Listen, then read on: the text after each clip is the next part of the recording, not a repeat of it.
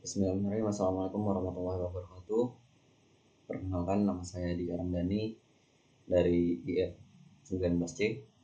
Di sini saya akan menjelaskan tentang naming system dari sistem terdistribusi. Pertama ada untuk naming, address, dan identifier. Nah, untuk setiap jenisnya, untuk naming atau nama adalah himpunan bit atau karakter yang mereferensikan suatu entitas. Nama yang dapat human friendly atau bahasa umumnya lebih dikenal untuk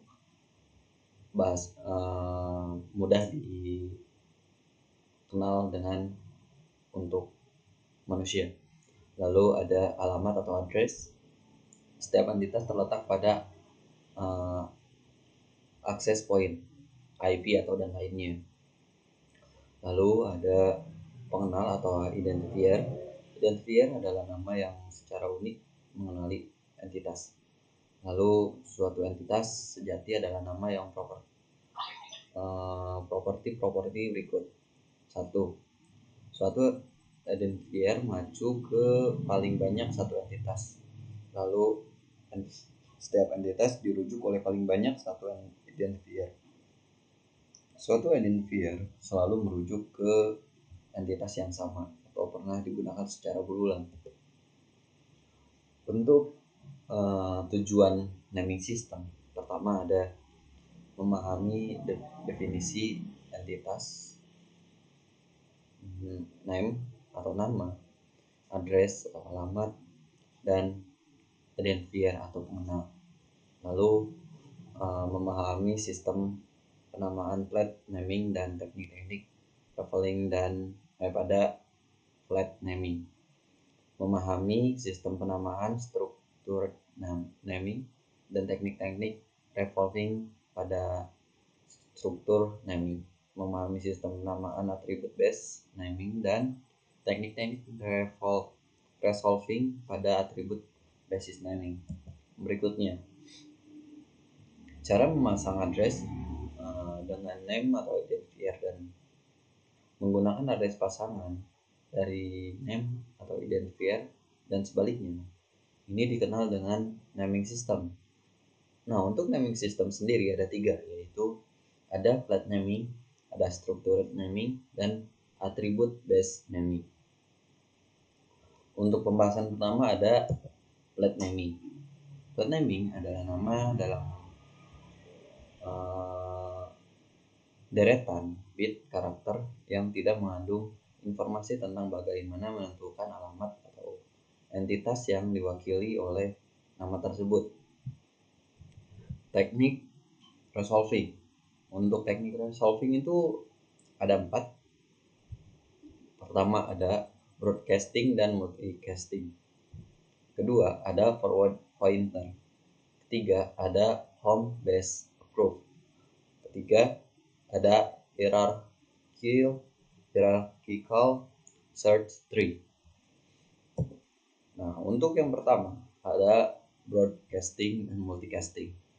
Broadcasting mengirim suatu pesan yang berisi permintaan pasangan identifier dari setiap alamat kepada seluruh atau bagian anggota jaringan. Hanya entitas yang memiliki alamat tersebut yang bisa menjawab. Seperti ARP.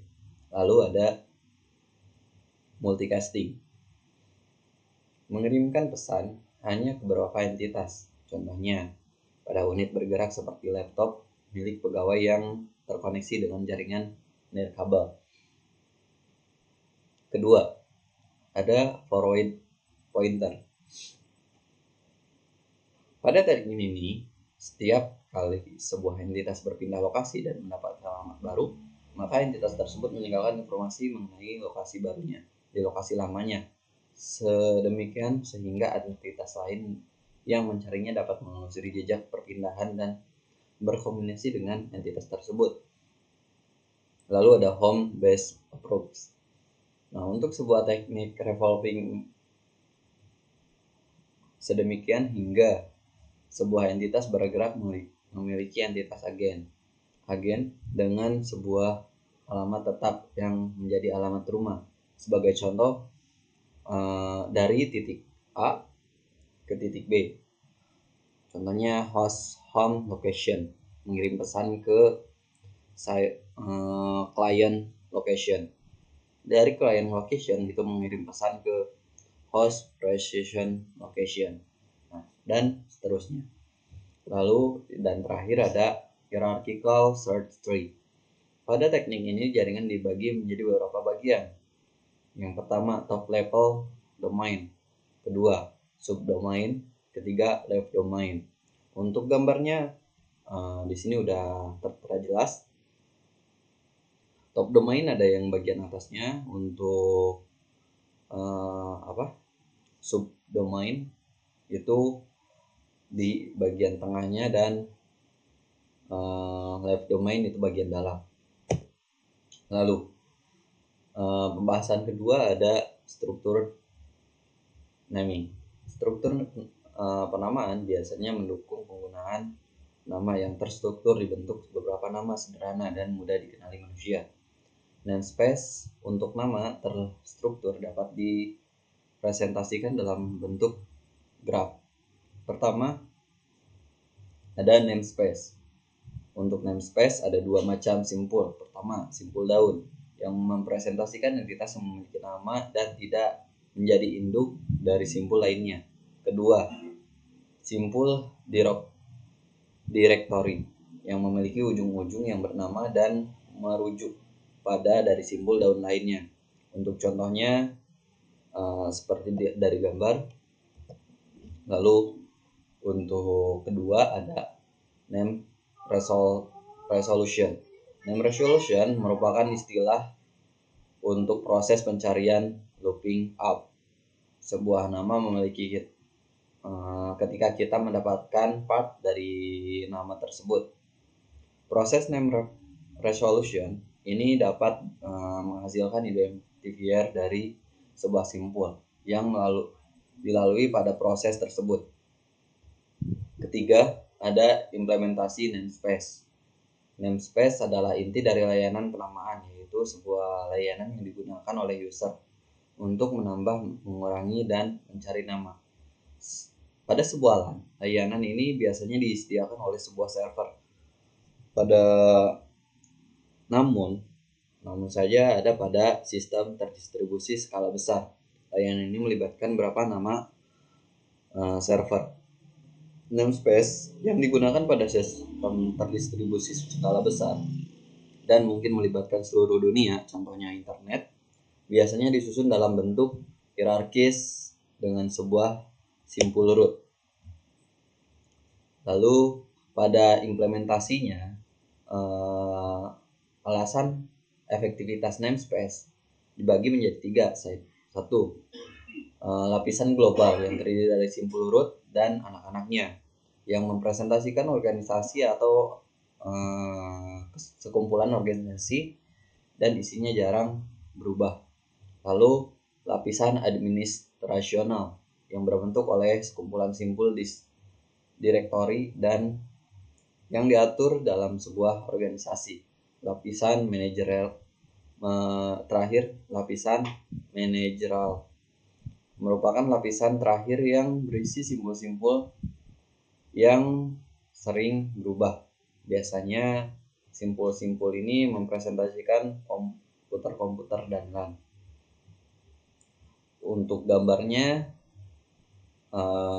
mungkin sama kayak struktur organisasi, atas, ketua, sekretaris, dan anggota. Mungkin untuk contohnya bisa seperti struktur organisasi. Lalu untuk atribut based naming, sering pertamanya informasi yang dapat diakses dari sebuah entitas, yang maka diperlukan sebuah cara agar pengguna dapat mencari dan mengakses suatu entitas dengan memberikan keterangan mengenai entitas. Salah satu cara populer adalah menggunakan atribut based naming. Dengan teknik ini, sebuah entitas diasosiasikan dengan jumlah atribut yang memiliki nilai tertentu. Pengguna menggunakan pencarian berdasarkan kriteria tertentu berupa jenis dan nilai atribut. Sistem Sistem penamaan berdasarkan atribut lebih sering dikenal sebagai directory server, sedangkan sistem penamaan struktur lebih dikenal sebagai naming system. Pada directory service, entitas memiliki beberapa atribut. Contohnya, atribut dalam email, implementasi hierarki LDAP atau Lightweight Directory Access Protocol adalah contoh nyata dari implementasi sistem directory service. Di sini sekian dari penjelasan saya. Apabila ada yang mau ditanyakan bisa ditanyakan di kolom komentar. Terima kasih, dan ini ada sumber pengambilan materi dari 3 sumber. Sekian dari penjelasan saya tentang naming system. Wassalamualaikum warahmatullahi wabarakatuh.